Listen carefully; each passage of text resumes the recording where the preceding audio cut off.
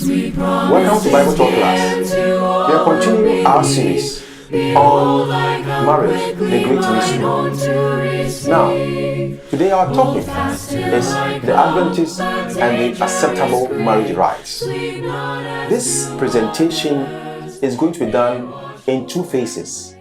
We are going to look at some background information that can help us to determine the acceptable rites that a Seventh-day Adventist or anyone looking forward to Jesus coming can consider when marriage is entertained. Now, readings are from Exodus chapter 22, verse 16 to 17, and John chapter 2. The trajectory of our presentation is as follows. This presentation looks at marriage in historical context of Jewish culture, Ghanaian culture, Christian counsels and responses. The purpose here is to lay out the processes of marriage or union through the lens of the ways of people of God and Ghanaians.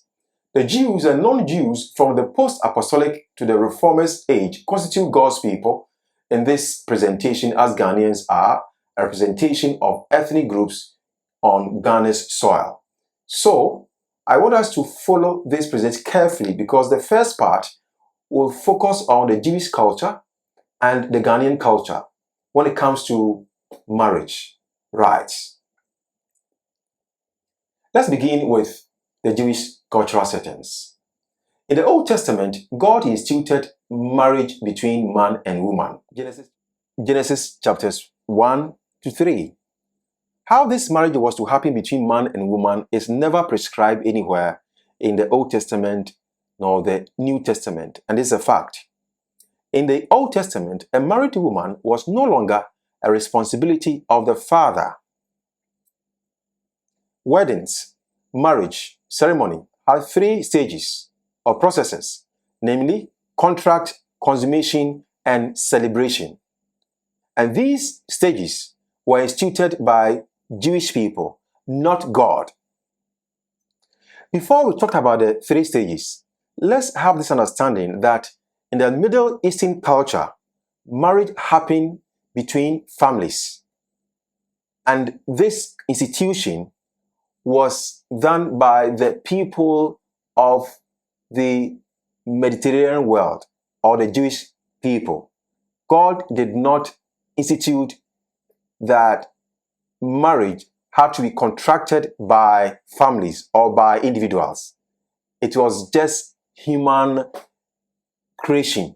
How marriage has to be contracted was human creation. That's the point we are making. Contract. So there's a first stage. Father of the bride will sign a marriage contract between himself and the bridegroom after bride had consented. The name of the contract was called ketubah. The wife agrees to the marriage proposal. The ketubah gives the wife the right of protection. Without ketubah, woman living with a man was a concubine. Ketubah prescribed the role and duties of the man. Particularly, it highlights the man's duty to provide food and clothing for the wife and mentions conjugal rights. This stage was intended to ensure safe transfer from the father to the husband and to protect the woman in case of divorce. The man gives a golden ring to signify that the woman belonged to him. Now, we will talk about later on jewelry and the Christian, and we'll highlight the significance of wedding ring. It's important to understand whatever that we adopt, to use in our cultural setting. It's important to know the background and everything. But here, just highlighting that in a Jewish, marriage rites, the first stage, that's the ketubah, requires that the man gives a golden ring to signify that the woman belonged to him and that no man should come for that woman. The groom's father paid a dowry to the father of the bride.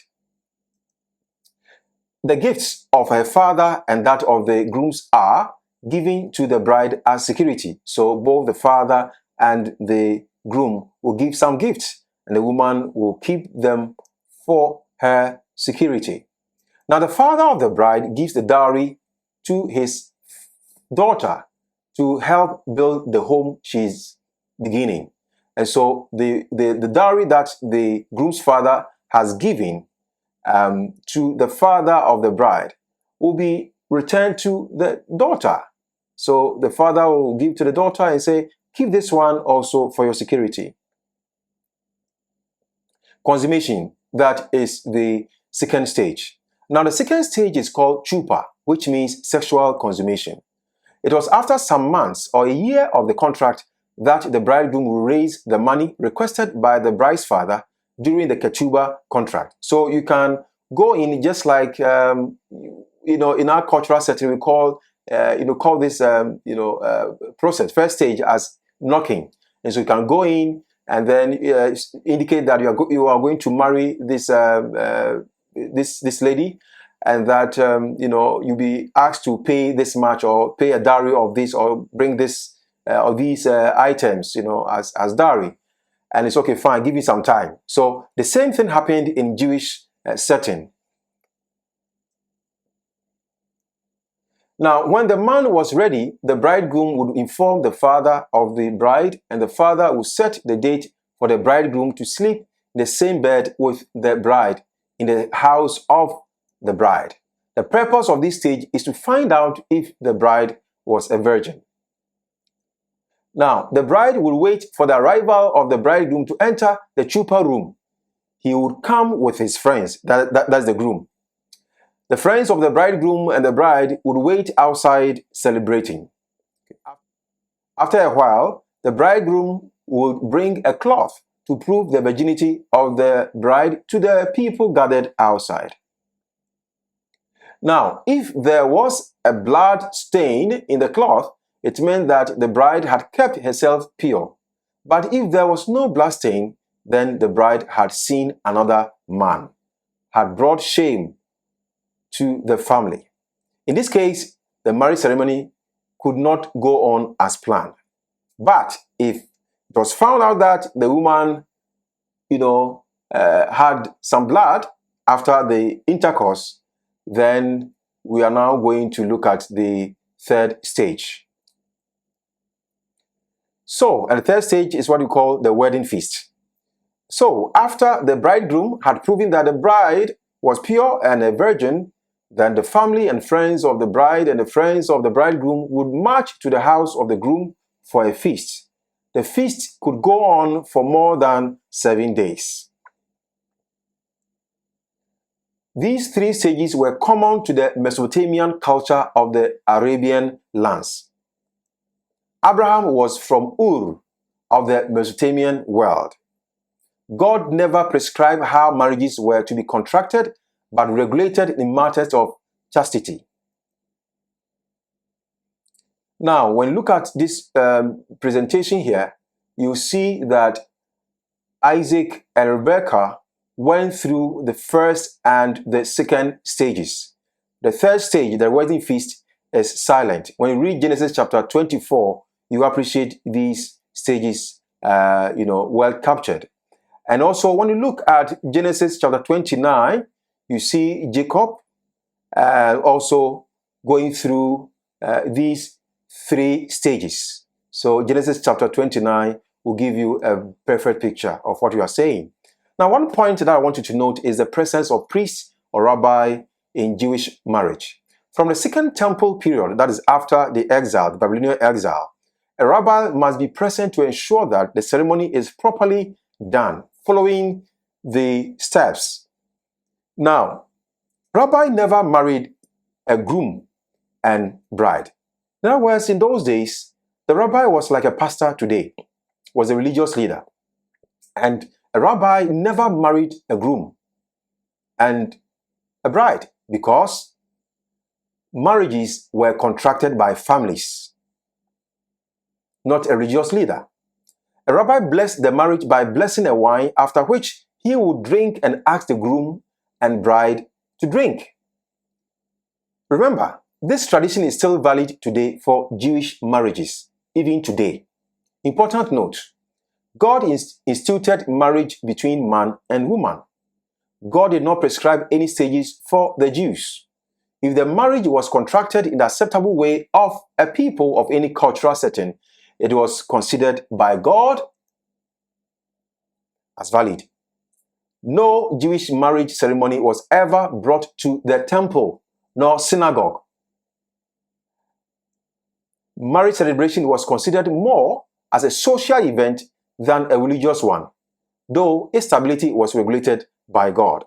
And so we don't see any Jewish marriage being brought to the temple or to the synagogue. Marriages were celebrated in the groom's father's house. And of course, we know where it all starts. It starts from the bride's father's house and then ends in the groom's father's house. And that's very basic because a social, event. But the institution is divine institution. The celebration is a social event. Let's look at the Ghanaian culture. Ghanaian community by nature is religious. An individual is identified with a name and every name is linked to a family.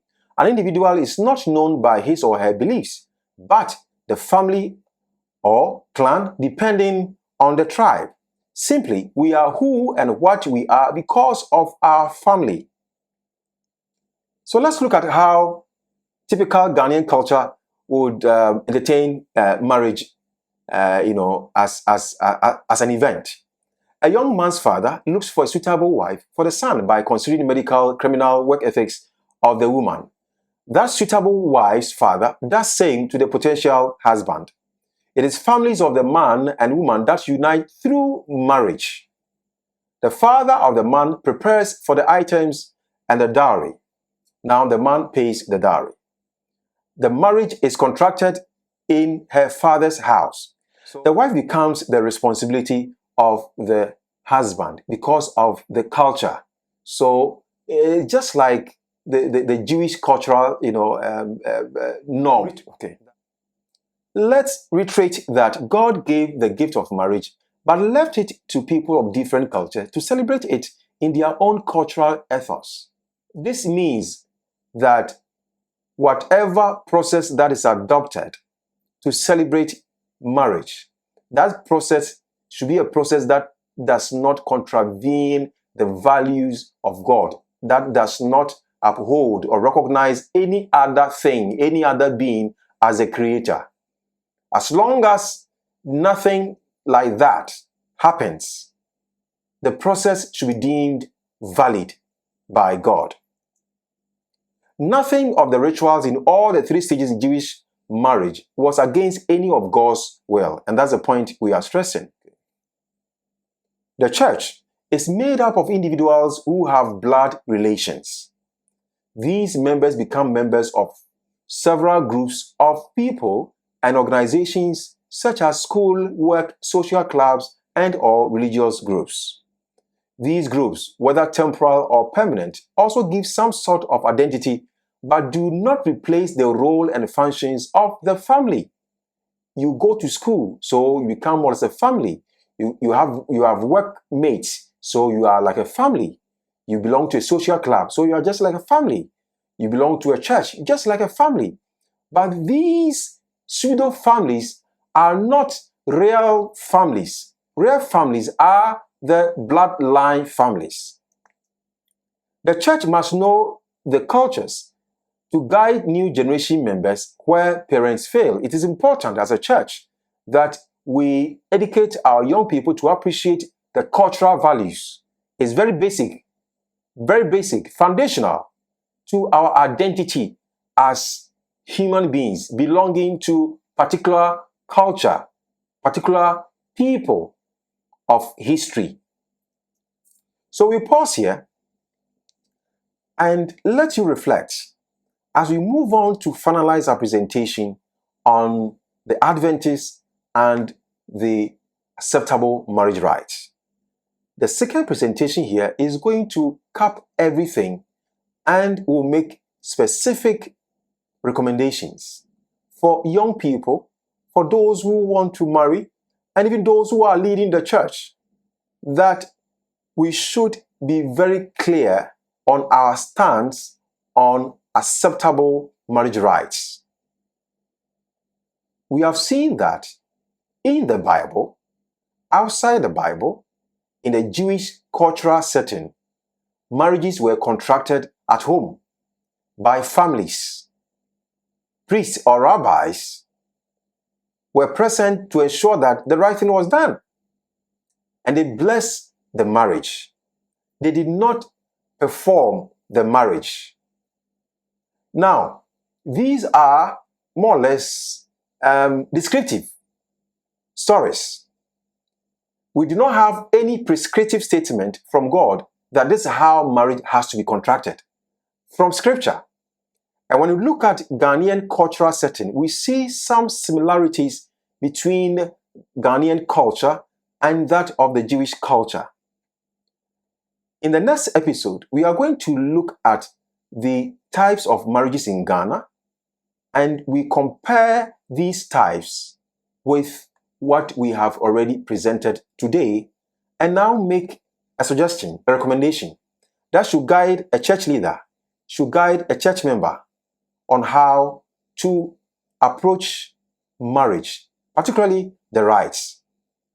Thank you very much for staying with us, and we believe that you have been blessed with this presentation. Share with your friends, your family, your church, and the world, and know that you're going to be a blessing to them.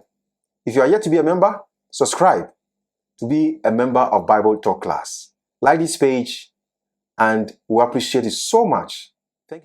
Thank you very much. See you. Behold, I come quickly, mine own to receive. Hold fast till I come, the danger is great. Sleep not as do